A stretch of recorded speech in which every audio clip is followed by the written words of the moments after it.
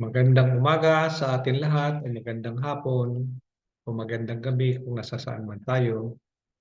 Ah, Nandito kami para mag-share ng isang bagay na gustong malaman ng mga taong nagsisik ng katotohanan. Ang sharing namin na ah, ito yung emblem namin.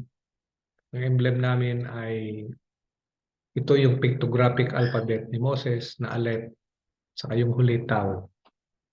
Kaya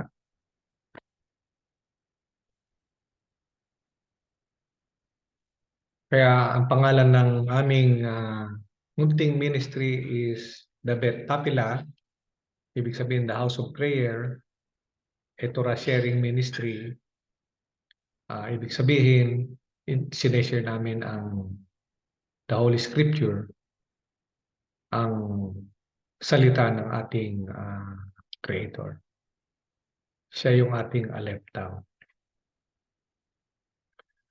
Ang pamagat ng ating i-share ngayong araw na ito ay the greatest deception of Satan to humanity.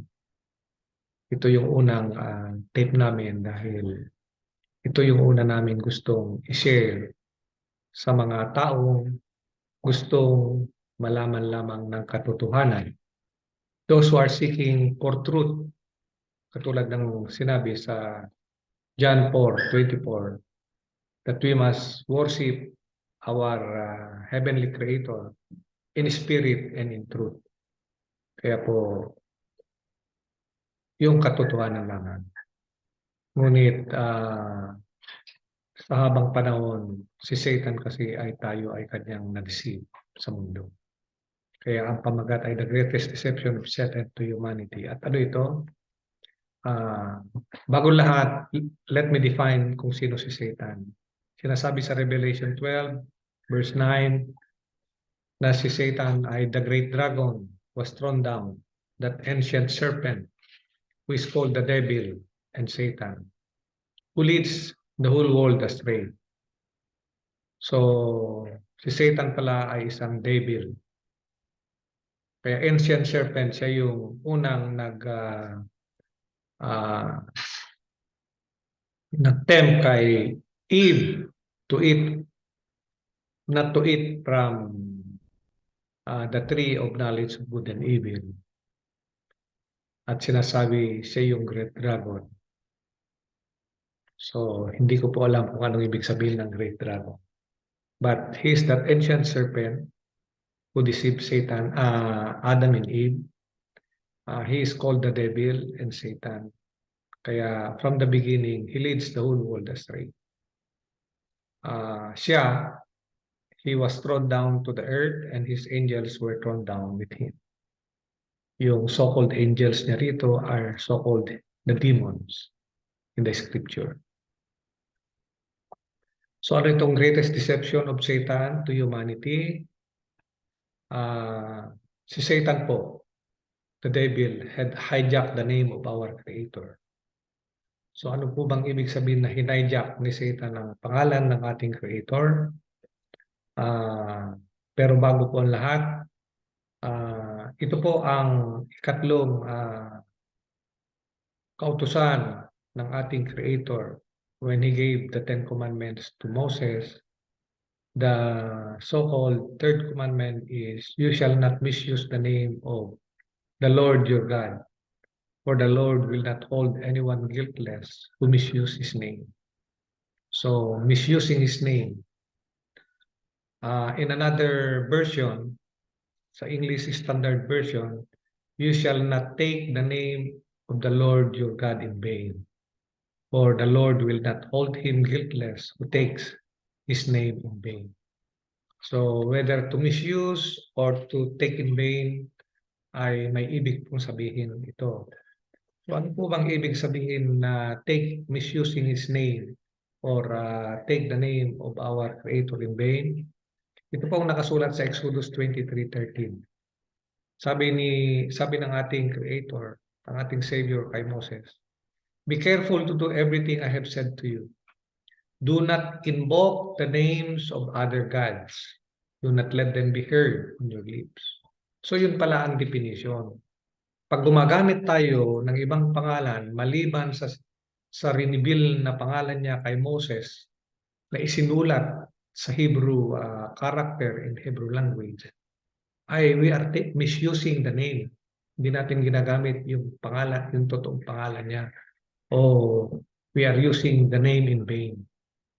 Kaya doon sa Deuteronomy 18:20, ito din ang sinasabi, but a prophet who presumes to speak in my name, anything I have not commanded him to say, or a prophet who speak in the name of other gods, ibig lang sabihin, other nagpapanggap na creator or savior must be put to death.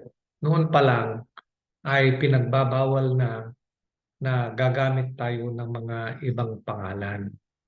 Kaya po noong when there was a change in leadership, ito ang sinabi ni Joshua sa mga kauri niya mga Israelita after when they entered the land of Canaan. How did Satan hijack our Creator's name? Ito na nga po, how did Satan hijack our Creator's name? By taking the true name of our Creator on what was written in the Scripture. That is from Genesis 1:1. So ano po bang nakasulat sa Genesis 1:1? Ito po, by substituting His own name to the true name of our Creator in the Scripture, and also mispronunciation po pala. Hindi niya lang inalis yung true name, pinalitan ng ibang pangalan, kundi sa mga ibang lahi, they mispronounce pala yung pangalan niya. And I will show you later on. So, what was his revealed Hebrew name as a creator? Ito po yung ating i-discuss.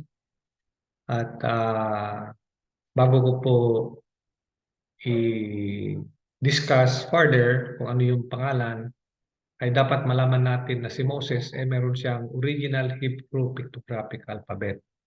Ito po yun. So, itong picture na ito ay kinuha ko sa anong tawag doon? Jeff Benner from pag ginugel mo. Anyway, this picture, this ancient Semitic and Hebrew chart was taken from Jeff Benner. So, itong nasa extreme left, yung early, kung nababasa ninyo, ito po yung pictographic alphabet ni Moses.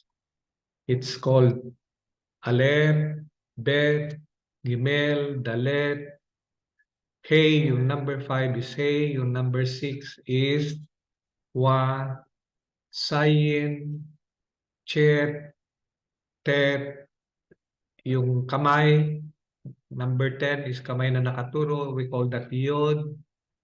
And then meron yung kamay na parang nagsuswear, yan yung letter Kap. Yung itong isa letter L, Lamed. Tapos pagkatapos ng Lamed ay Mem.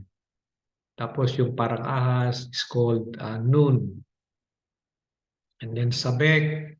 Tapos yung parang mata is called Ayin. Tapos meron yung sunod doon ay parang lips, Pay. After Pay ay Tsade. Parang ano po yan, it's a journey, it's a picture po yan ay road. Tapos meron yung cook, and then yung head is called rest. Tapos yung ngipin, yung letter shin. Tapos yung panghuli ay crow's stick. Yan tinatawag na tao. So, ang pangalan po ng aming munting ministry is Aleph Tao, yung the beginning, yung Aleph, yung Oxed, at saka picture na tao. So ito po yung ginamit ni Moses na alphabet nung isinulat niya ang the 5 books of the Torah. So, ito po yung binabasa ko sa inyo kanina. Ito yung picture. Yung ox head, yung hay, yung tinatawag nilang bab o ruwa, yung lamed, yan po yung napaka-importante, yung head, yung kamay, yung mem, yan po yung tatandaan natin. At saka yung shin. So, ito po yung ginawa din ni Jeff Benner na alphabet na kung saan ko kinopya yung mga ibang resources ko dito for the name. So, I will reveal to you the true name of our Creator in Moses Pictographic Alphabet. Ito po yun. So, ang Hebrew, kung babasahin po ninyo, ang pagbasa ng Hebrew is from right to left. Ang English, Greek is from left to right. So, itong unang letter ay tawag dito ox head. Ang meaning po nito ay leader head or strength. Itong pangalawa is letter L or it calls lamed. Ang pinipicture po itong lamed ay isang shepherd staff. Kaya po kung pagsamahin ninyo itong alep sa kalamed, it is pronounced as al. Al, meaning head shepherd. So nandito na po yung pangalan, si Al, ang ating head shepherd. Di ba po lagi nating sinasabi, the Lord is my shepherd, I shall not be in want. He makes me to lie down in green pasture, and He leads me to drink and quiet water. At sinasabi din po ng ating Savior na nung pumunta siya dito, He is the shepherd of the sheep. Di po ba? Kung hindi ako magkakamali, it's sa John chapter 10. And Paul and Peter also address Him as our head shepherd, yung ating Savior. Yung pangatlo po ay peg. Ito, peg. Nung unang panahon kasi, ang mga tirahan ng mga tao ay 10. So, ang peg noon ay very important. Ito po ay peg. Ang ibig sabihin nitong peg ay parang pako ngayon, modern. So, pag nagpatayo sila ng tent, kailangan nila ng peg na binabaon sa lupa para doon ikakabit yung string for the tent to be erected. So, napaka-importante. So, ang letter po na ito ay letter wa. Sabi ng iba, sabi ng mga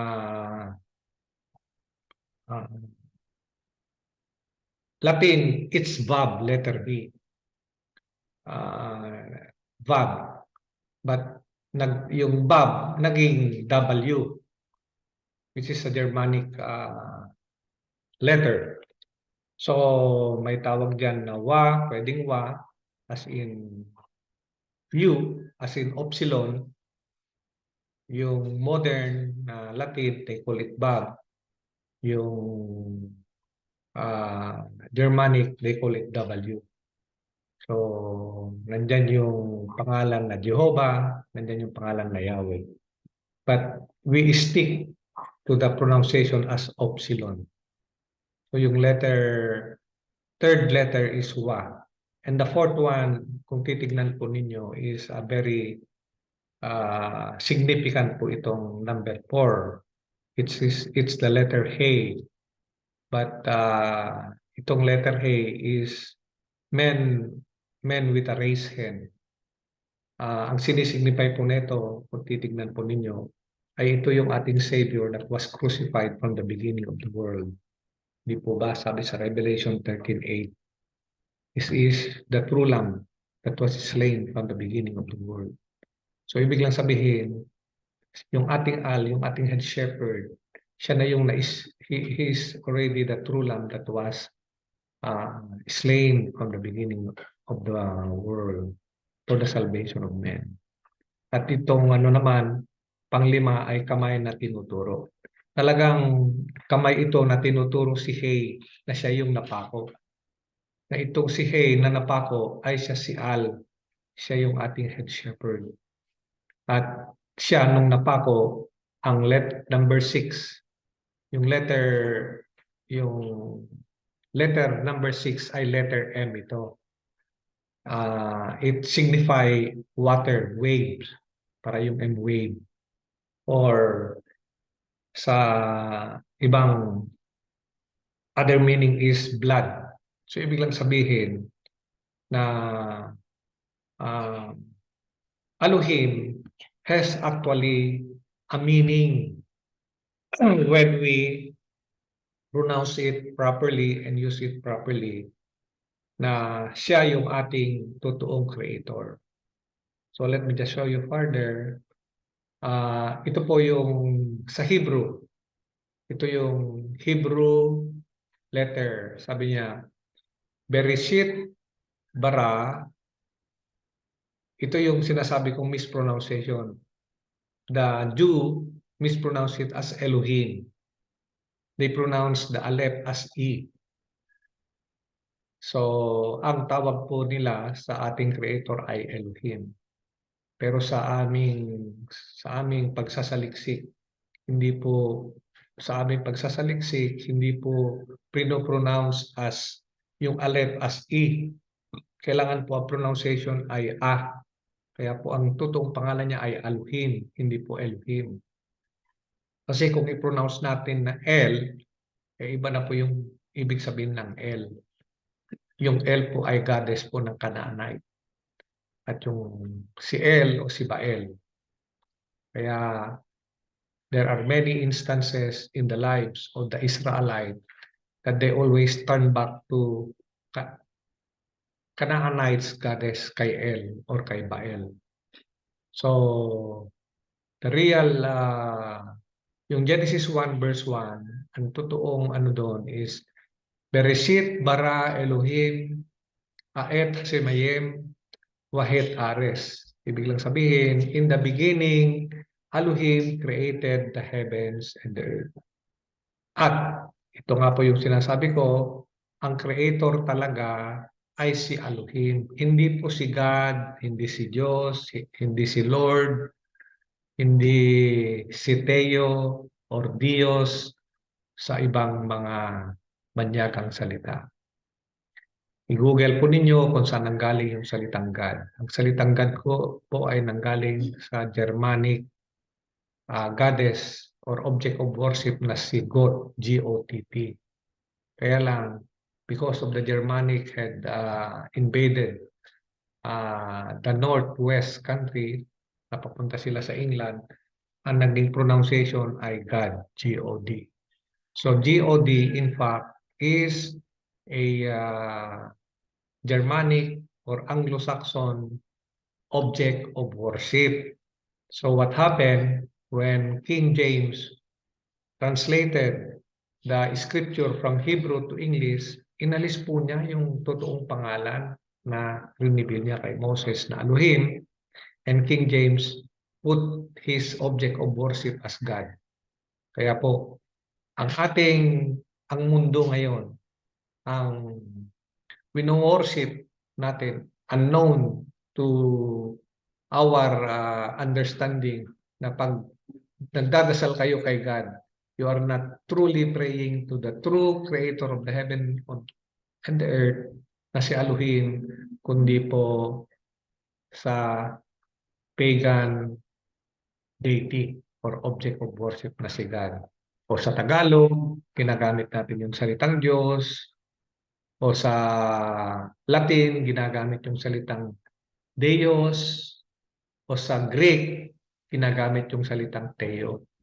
These names are not actually the name of our true creator. Instead, these are all object of worship of different tribes, of different religion in the world. Thus, sabi niya doon sa ating kanina na nabasa na ito nga po, yung nabasa natin, you shall not misuse the name of our Creator. You shall not misuse the name of the Lord your God, or the Lord will not hold any guiltless who misuses His name. So, ang ibig mong sabihin nito ay ito nga po, be careful to do everything I have said to you. Do not invoke the names of other gods. Do not let them be heard on your lips. So, napaka-importante po ito. So, again, sa panghuli po, ito po yung pictographic alphabet ni Moses na pinakita ko po sa inyo. So, ang ibig palang sabihin ng Elohim ay na-reveal din niya as a creator. Elohim, this is his revealed name as a creator, written in Hebrew pictographic alphabet character of Moses. Yung dito po sa taas, yan po yung modern Aramaic square. Ay, wala. But anyway, ito po yung meaning na sinasabi ko, yung Aleph, yung first letter, yung pangalawa ay Lamed with his shepherd staff. Ito po yung mga meaning. Yung pangatlo, yung Wa or Upsilon, yung Tenpeg. Yung pang-apat ay si Hey. Ito po yung, siya po yung crucified from the beginning of the creation. At pumunta din po siya as a savior in this world. Tapos po yung pang-lima, yung Yod, kamay pointing to Him, that He alone is the one that was slain from the beginning of the world, or He alone, siya lang yung tinuturo na pinadala ng Ama that was paid on the cross to shed His blood as a new covenant for the forgiveness of the sins of the world. So, ito po yung talagang totoong pangalan ng ating Creator. Kaya kung gusto niyo magdasal at bumalik sa katotohanan, ang tawagan po ninyo ay si Elohim, ang ating head shepherd na napako para sa atin na nagbigay ng dugo. Ito nga po. Ito nga po yung aking sinasabi. The head shepherd that was nailed on the cross. Ito po yung meaning. So, it means that our head shepherd, represented by the letter A, was the one appointed to be pegged on the cross as a sacrificial offering. That through His blood, forgiveness of sins of the world came into the world. This is the meaning of His name, Elohim. At ito din po yung another meaning na sinasabi ko. Siya po'y pumunta rito. Siya yung na-slain. Siya yung Yod-Heh na na-slain from the beginning of the world. At saka siya yung Wah-Heh. Yung tetragrammaton name niya na Yod-Heh Wah-Heh. That I will explain to you later in detail. Pagkatapos yung taping na ito. At maraming pong salamat.